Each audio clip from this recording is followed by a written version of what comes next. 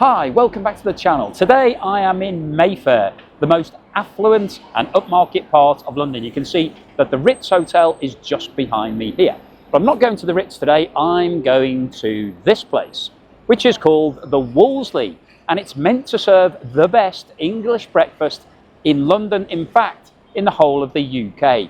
That's the reputation that this place has. Can it live up to the billing? Is it going to be the best breakfast I've ever had? Will it represent value for money? Because I'm sure if it's located next door to the Ritz, it's not going to be cheap. Well, let's go in and find out.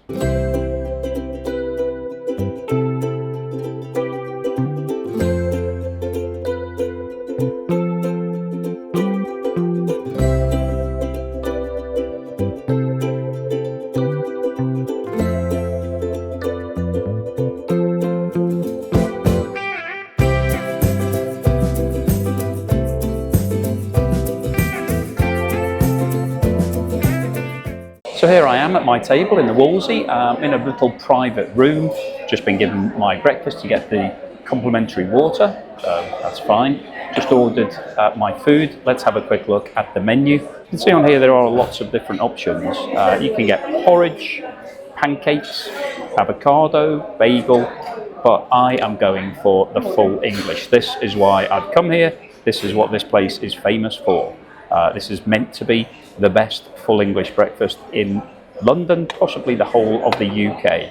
Now you can have lots of different accompaniments, but I'm just going for the standard as it comes. And it's got the 7 of the 8 classic ingredients. So you've got a choice of eggs. I'm going for poached, bacon, sausage, beans, tomato, black pudding, mushrooms, and I've had to pay extra for my toast because it doesn't come with it, but I wanted the full 8 ingredients, so I've ordered the toast as an extra. So whilst we're here, let's talk about the history of this building. It's actually over 100 years old, opened in 1921. There's my tea, it's just arriving now. And when it originally opened, it was actually a car showroom for the Wolseley Motor Company. So that's where the name of this restaurant comes from. It dates back to its original owners. Now, that car company didn't last very long. It closed down 5 years later, went bankrupt. And Barclays Bank bought the building and then operated this as a branch of Barclays for around about 100 years. So that closed in 1999. And this restaurant was opened in 2003 and quickly established itself as one of the best London restaurants. We're actually right next door to the Ritz. So it's in Mayfair, the most affluent part of London. Now you can see from the tea that I've got, the teapot is quite special, quite posh. This is English breakfast tea, which obviously goes with my English breakfast. I wouldn't get anything else to go with it. So let's pour some of this out.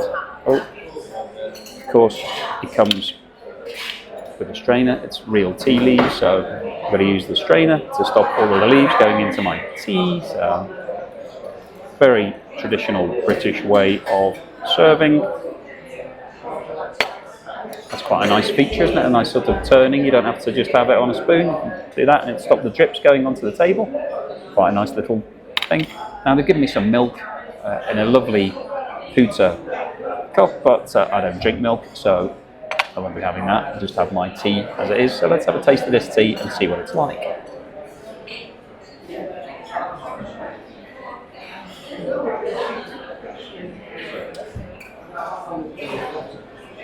Very nice, as you would imagine. Tea is relatively straightforward to deliver. I'm not sure what type of tea this is. It doesn't actually say. It says English breakfast on here, but it doesn't give me any more details than that, so I don't know where the leaves have come from. So far, very good. And whilst I'm waiting for my food to arrive, let's talk about the history of the full English breakfast. This actually dates back to Anglo-Saxon times, so around 700 or 800 years ago, when before you went to work, you needed something hearty to eat.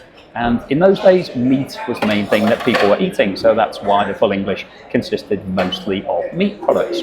Now, it was actually improved in the Victorian era. That was when everybody had it. Oh, here we go. It's now arrived. Fantastic. Thank you very much. Could I get some ketchup, please? Yeah, that'd be great. Thank you very much. Awesome. Great. Okay, so here is the full English. So there are meant to be 8 ingredients in a full English, and they are sausage, bacon, black pudding, tomato, eggs, mushroom, baked beans, and then toast, which I had to order separately. It doesn't come as part of this. So obviously the Wolseley didn't read the ingredients of what goes into a full English. They only gave me 7 of the 8, but I've topped it up with my own cheese. So let's get started on this. I mean, visually, this looks very, very nice. Really nice plate. Got the Wolseley logo on here. Quite nice. It's elliptical form. Yeah, looks pretty good. I mean, you're not going to get much better than that. I got 2 poached eggs. You have the choice of fried, poached, or scrambled. I always go poached because I don't really like fried eggs, and scrambled eggs can be a bit creamy for me. So poached is also a good test as to whether the kitchen have done a good job with the egg.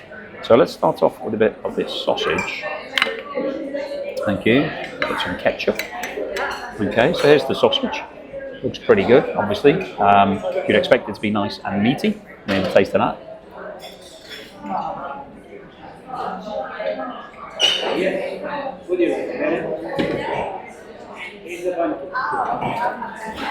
That's a very tasty sausage. Not fatty whatsoever. It looks like it's been fried the way it's presented. It's got a hard, crispy outer coating, so I think it has been fried. But it doesn't taste fatty and greasy, which you can get if you fry it too long in too much oil. Really rich taste, more of a Cumberland sausage, I would say that is. It's got some spices in it. You can see by cutting another piece off, you can actually see some of the spices in there. So you can see in there that you've got some little black flecks, which represent all the different spices. Really quite incredibly tasty. I mean, you could eat that on its own very happily. Now let's take a bit of this egg. Let's check that the poached egg has been done correctly. So I'll just break the yolk. You can see that it's running really nicely. So that's been cut to perfection. So I'll have a little bit of the egg with the sausage, which is a classic English breakfast combination. There we go.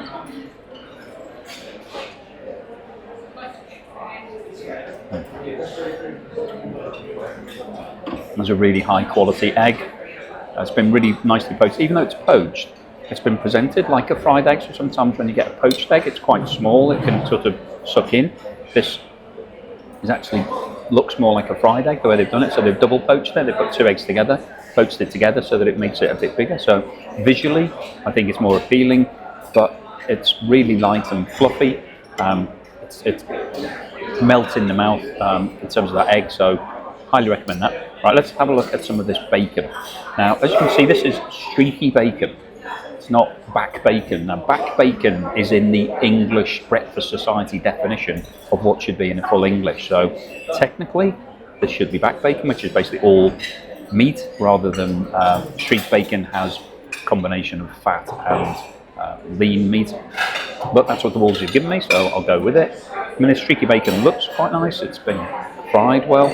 It's interesting that it's obviously been fried doubled over, so this bit's hard and then this bit is actually quite soft. So I'll take a bit of the hard, have a bit of that with the egg. I'll have it on its own to start with just to see what it's like.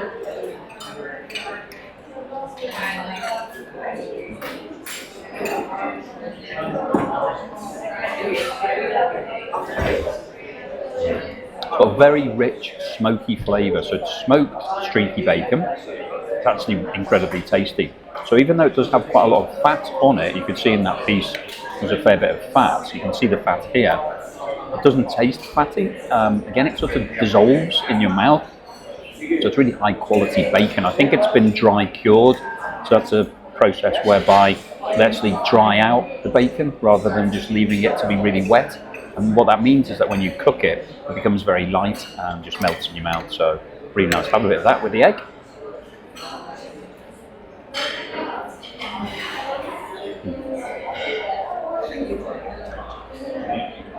Bacon and egg, classic combination. It's really tasty. The smokiness on that bacon is really, really nice. It just lifts the flavour. So it doesn't really taste of meat. You can taste the smokiness and everything that's gone into it. Really nice flavour. Let's try some of these beans. Now, beans are an interesting addition to a full English breakfast because the baked beans weren't really invented until the 20th century. So obviously they don't date back to the Anglo-Saxon era. This was more in the 1950s when the phrase, the full English, was actually coined.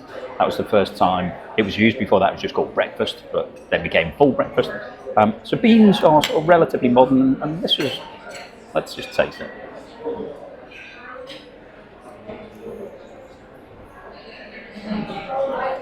So those beans, they're not Heinz beans, and Heinz beans I think are sort of universally known. Everybody knows what a Heinz bean tastes like. These beans are nowhere near as sweet. So they taste a bit more beany and a bit less saucy. Quite nice.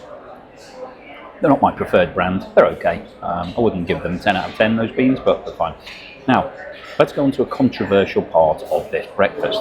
This thing is called a black pudding. So you can see why it's called a black pudding, because it's very black. And this is basically made from pig's blood mixed with fat and then put into a sausage skin. It's actually boiled first, so when it's first made it gets boiled, and then usually it's sliced, but in this situation it's been made into a sausage and sort of served as a sausage. So this was originally included in the breakfast because back in the olden days they didn't want to waste any of an animal. So when they killed a pig, they usually took the blood immediately because it spoils very quickly, mixed it with some fat and made this black pudding. So it's a good way of making sure you got all of the nutrients and the ingredients used up from the pig. These days, black pudding isn't really very popular because it's not seen as being very healthy. Eating something that's a combination of blood and fat probably isn't on the top of anybody's list. It's not my favourite food. I don't really like black pudding, but I will have some for the purposes of this video because I'm here to test this breakfast out. But let me just show you. It's very soft inside, so you can see because it's blood and fat, it doesn't really hold together. It's not like meat, not like a real sausage, which is predominantly made of meat. This is made of stuff that's going to fall apart, so the sausage skin's holding it together. So you can see there, it's not as black on the inside. You can see some of the red pigments. So let me just taste what it's like.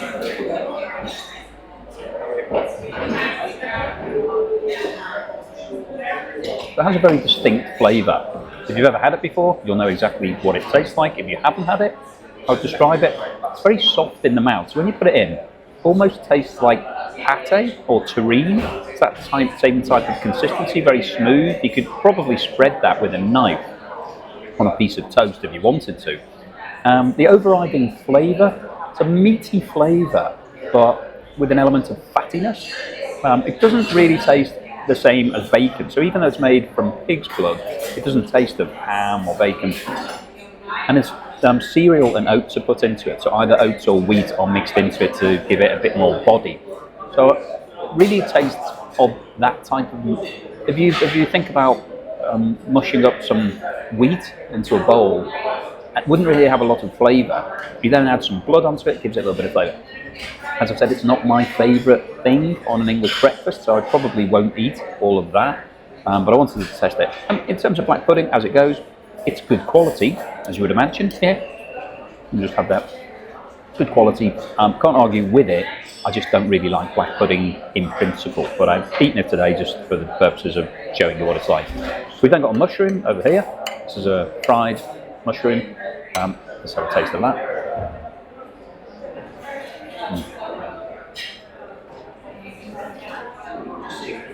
That is excellent. So a fried mushroom, if you cook it correctly, it retains all of the moisture and the succulence, and that is exactly what this tastes like. So when you eat it, as you bite into the mushroom, it's like an explosion of flavour and liquid coming into your mouth. So it's almost like it's been secretly contained within the mushroom. Really, really well cooked. Obviously a high quality mushroom, so very nice. And then fried tomato is the last of the actual food pieces. That's very nice. It tastes basically like a tomato that's just been heated up rather than I've been to a lot of places where a fried tomato tastes of cooking oil or fat, or sometimes even tastes of fish if they've used the same oil that they've cooked fish in previously. This one's been very lightly fried, just tastes like a warm tomato, right? I better have some of this toast because I paid an extra for it, and it's one of the 8 ingredients, so it's the last one that I'm going to have. me get my little knife from my section here. It's actually, first thing to note about this toast is it's cold. So it's cold, and the second thing to note about it is it's rock hard. So I think I could actually snap that in half, look. It's like a cracker. It's not really how I like my toast.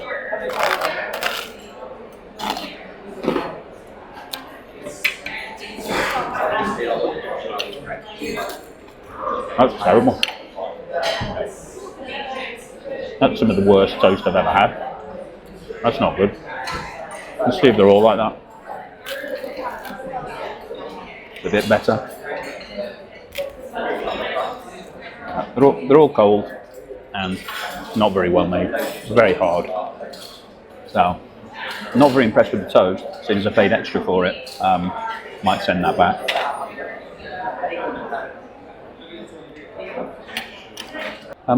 Is it possible you could replace this toast, because it's cold and hard and it's sort of, it's just like a cracker.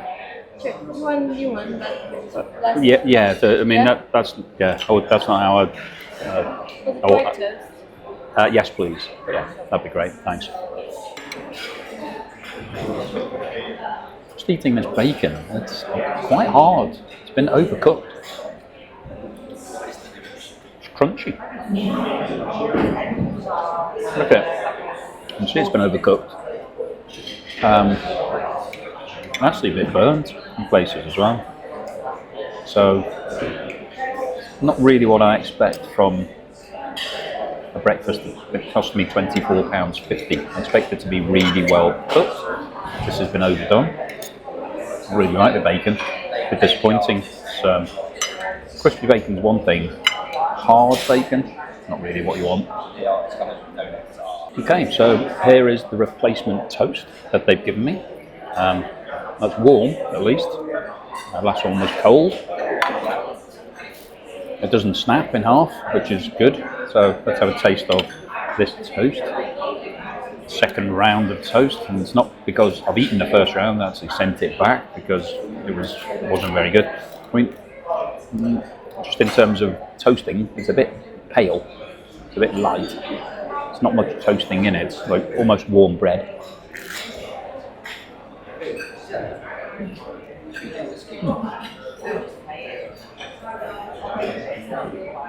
The butter is really, really salty, like incredibly salty. So I don't mind a little bit of salting in my butter, but that is more salt than I'm used to. Let's have a little bit more of that.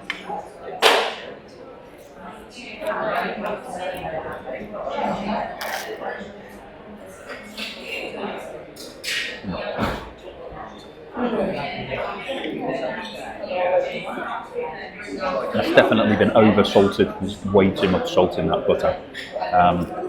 So I don't mind a little bit of salt, but too much salt like that really just becomes overpowering. All you can taste in that toast is salt. Basically, I may as well just take the salt cellar here, which is quite posh. Quite a nice little salt and pepper set that they've given me. May as well just take that and just pour that straight into my mouth. Yeah, the toast has been really disappointing here. I mean, I would have thought toast fairly easy to do, toast and butter. I mean, you can get that anywhere in the world and it's fine, but here it's been really disappointing.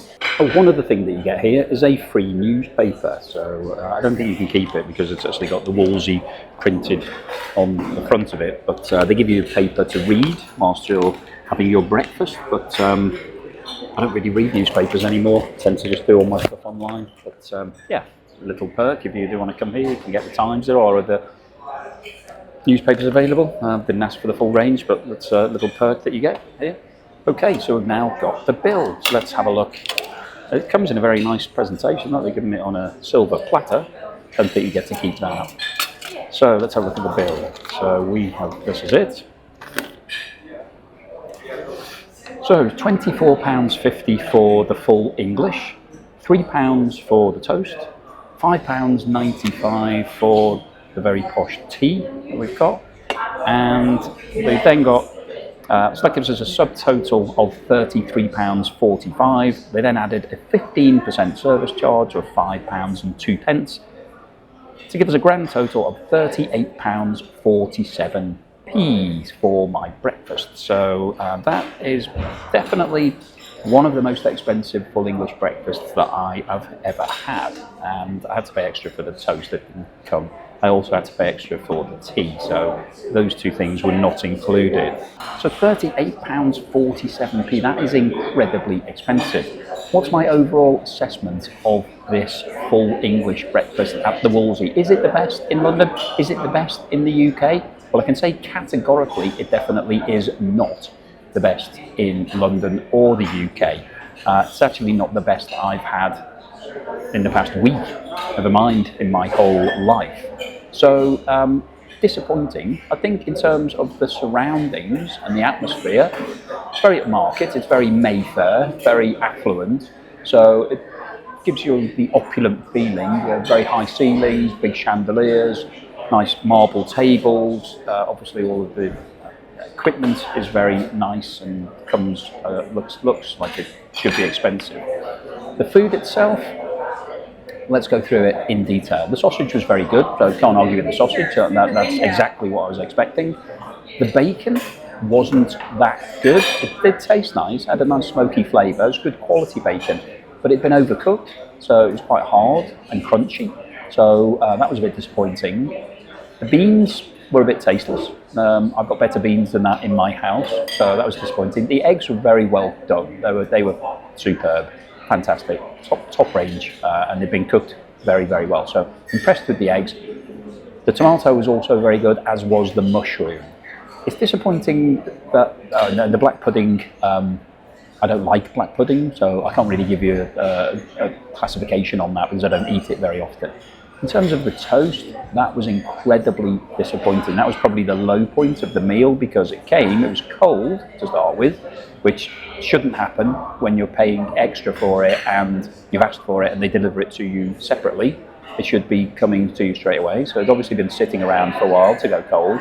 But not only was it cold, it was rock hard, so it had been overcooked and then left to go cold. So it was like a cracker. You saw when I broke it in half, it just crumbled into pieces. So I actually sent that back. Disappointing, they didn't knock it off the bill. So they gave me another round of toast, which was undercooked, so that was pale, not particularly nice. The butter was oversalted, but yeah, they didn't knock it off the bill, which I was quite surprised about. Normally when you send things back, they tend to give you a gratuity in response to it, so I'm going to have to pay for the meal now. Okay, so I've now settled the bill, so just go back to picking up that point about the toast. It was very disappointing that they didn't give me a discount in response to the toast. I wasn't looking for a discount. It's not something that I'm trying to achieve. I'm not coming in just to cause trouble, but it wasn't up to standard, so that wasn't good. The tea was very nice, and it's served in a nicely presented, but my overall assessment here is that this is overrated. It's probably targeted towards people who want the Ritz experience, which is next door, but maybe they can't get a booking at the Ritz, or they can't get into the Ritz for whatever reason, so they come here because they think it's the next best thing. It isn't that great. I think it's a disappointing breakfast. £38.47. I feel a bit ripped off. Definitely not value for money. So in terms of my overall score for the Wolseley full English breakfast, well, I think from a food point of view, it's I'm gonna have to give it a 6.5. It's really disappointing. Some of the food was good, but some of it was bad. So overall, I think 6.5. In terms of the layout, the presentation, the environment, it's more like an 8. It's quite a nice place to come. It's quite a nice place to come for a treat. So yeah, so overall my score, combining the location and the food, probably pulls it up to a 7. But for the price, it's not worth it. It's very expensive, and for a very expensive breakfast, I'm expecting at least an 8 or a 9 out of 10. 7 out of 10, not worth it. I wouldn't recommend coming here if you're thinking about where to go for a full English breakfast in London. I wouldn't come here. I just wanted to interrupt at this point. I'm on the tube on the way home now, and the more I think about it, the more I'm really annoyed about the standard of that breakfast, because when you're paying almost £40, I expect it to be absolutely tip-top class, absolute top end of everything. And it simply wasn't. You know, there were so many disappointing parts about it. Not just the toast, which was an outrage that they served me some hard, cold bread that I could crack in half. When I'm paying almost £40 for breakfast, that's an incredible amount. That's what I would pay for an evening meal. I'm expecting it to be top end, the best breakfast I've ever had in my life. And that certainly was not. In fact, it wasn't even the best breakfast I've had recently. So I wanted to downgrade the score to a 5 because I don't believe that they deserve more than a 5. My overall assessment is that it's not worth it, it's overrated, it's living on its reputation, but the reputation isn't justified by what's going on in terms of the food. So I'm downgrading it to a 5 and I can get back to the video. So thank you very much for watching this video all the way through to the end. Hopefully you've enjoyed it, found it interesting. I'm trying to put as much information into these videos as possible to talk to you a little bit more about other things around the topic, not just talk about the food. So hopefully you're enjoying that. Please drop me a comment below to let me know what you think. Please subscribe if you haven't done so already, like this video, and I will see you again on the next.